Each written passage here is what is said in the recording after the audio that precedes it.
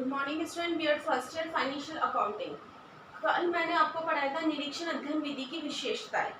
अब विशेषताएं के अंदर मैंने एक तरह से आपको ये बताया था कि निरीक्षण अध्ययन विधि में क्या होता है, जो छात्र होता है स्वाध्याय की भूमिका स्वाध्याय के लिए प्रवृत्त होते हैं और क्या करते हैं, समूह के रूप में व्यक्तिगत विभिन्नताओं के आधार पर क्या करते हैं, कार्य का अध्ययन करते हैं। और जो अध्यापक उस समय क्या करता है, उनका निरीक्षण करता है और एक लीडरशिप की भूमिका निभाता है और उन्हें समय समय पर उनकी आवश्यकता और इस आयु के अनुसार क्या देता है, स्तर के अनुसार उन्हें निर्देशन प्रदान करता है। वही क्या है, निरीक्षण अध्ययन विधि है।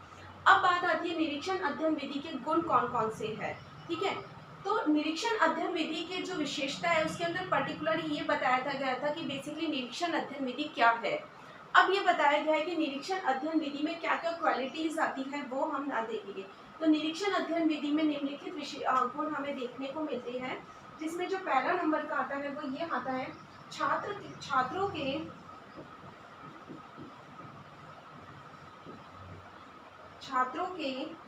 बोध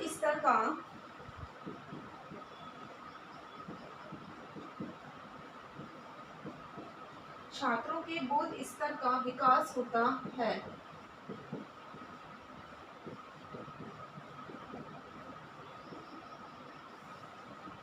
सेकंड नंबर आएगा, छात्र अपनी व्यक्तिगत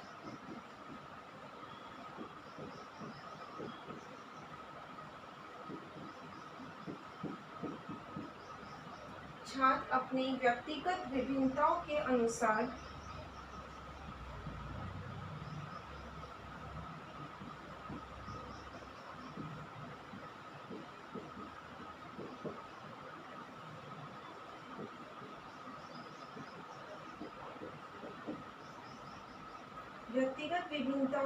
अनुसार अध्ययन करते हैं।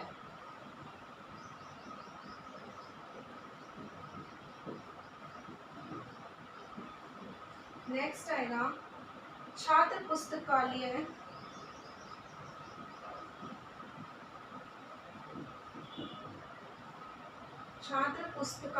एवं अन्य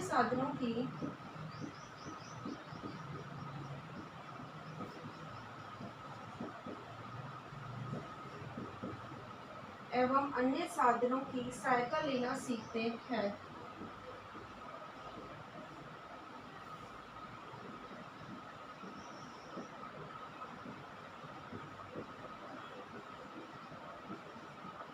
नेक्स्ट आएगा इसके अंदर, अध्यापक छात्र संबंधों में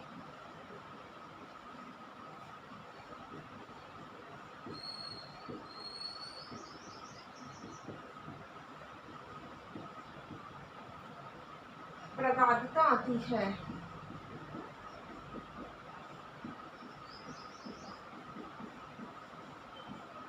देखो, छात्रों के बोध स्तर का विकास होता है क्योंकि उस चीज को प्रत्यक्ष रूप से जो छात्र होता है वो उस चीज को स्वयं करते हैं, मतलब स्वयं पूरी की पूरी एक तरह से सभी कौशलों का मतलब इस्तेमाल करते हैं, यूज में लेते हैं। तो ये देखा जाता है उसके अंदर अवबोध करने का विकास होता है, मतलब किसी भी कंटेंट को ग्रहण करने की क्षमता उसके अंदर विकसित होती है।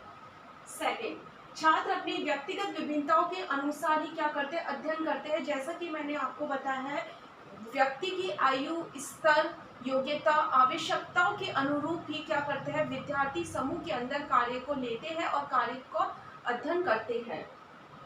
छात्र पुस्तकालय एवं अन्य साधनों की सहायता लेना सीखते हैं। हम बच्चों को समूह के रूप में कुछ कार्य देते हैं तो उसकी रिसर्च करने के लिए, उसका गहन अध्ययन करने के लिए विद्यार्थी क्या करता है, पुस्तकालय में विभिन्न प्रकार की पुस्तकों से अवगत होता है और विभिन्न प्रकार के सहायक सामग्री जो भी उसके साधन होते हैं उससे रिलेटेड उसको ग्रहण करने की कोशिश करता है, उसको एक तरह से उपयोग में लेना सीखता है।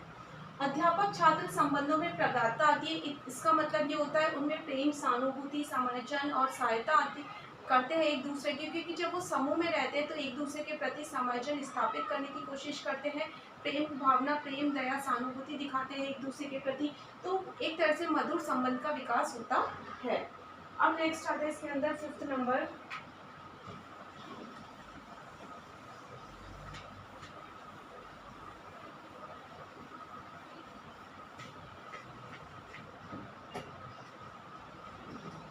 नेक्स्ट आता है 5th नंबर, छात्रों में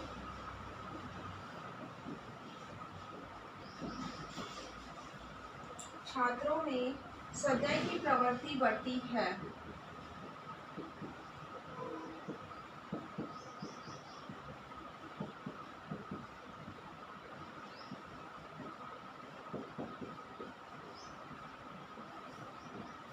नेक्स्ट है छात्रों को विषय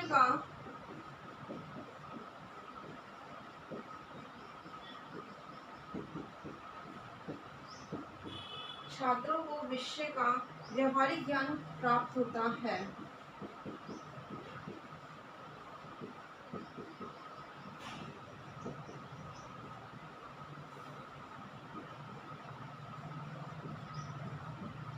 नेक्स्ट आता है छात्र क्रियाशील बने रहते हैं।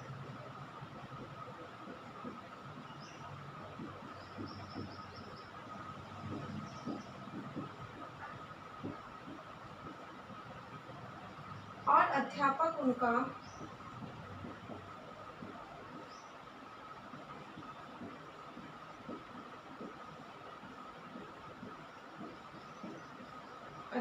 उनका निरीक्षण करता है।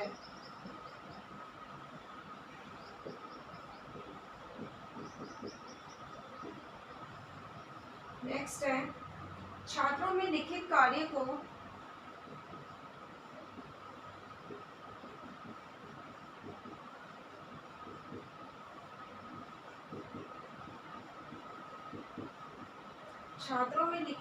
को पढ़ने की प्रवृत्ति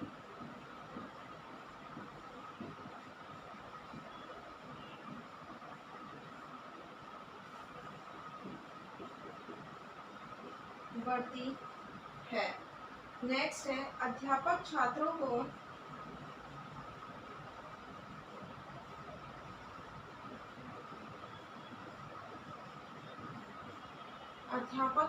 को उपयुक्त निर्देश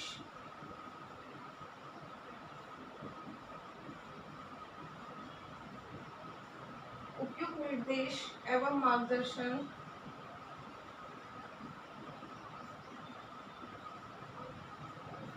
मार्गदर्शन प्रदान करता है।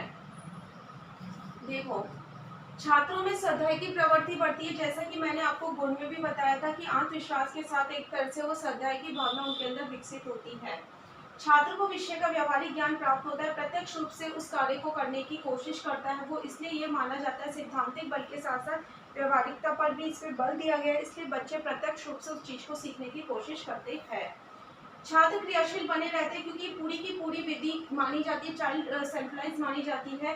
तो इसके बाद क्या करते हैं अध्यापक उस वक्त उसका निरीक्षण करते हैं जब वो एक समूह के रूप में कार्य करना होता है।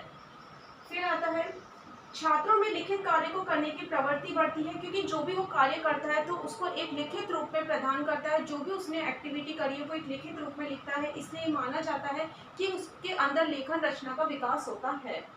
अध्यापक छात्र को उपयुक्त निर्देश और मार्गदर्शन प्रदान करता है, उनकी आवश्यकताओं के अनुरूपी जो अध्यापक होता है उन्हें एक लीडरशिप के रूप में उन्हें एक निर्देशन गाइडलाइन प्रोवाइड करता है, जिससे अगर वो कार्य को करने में कुछ भी प्रॉब्लम क्रिएट कर रहा है तो वो एक तरह से उन्हें एक बताता है कि आपको और किस तरह अच्छा करना है।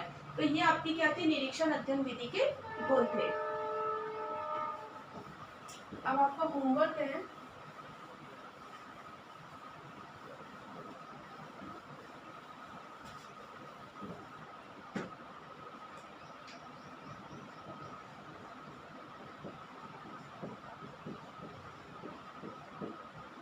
निरीक्षण अध्ययन विधि के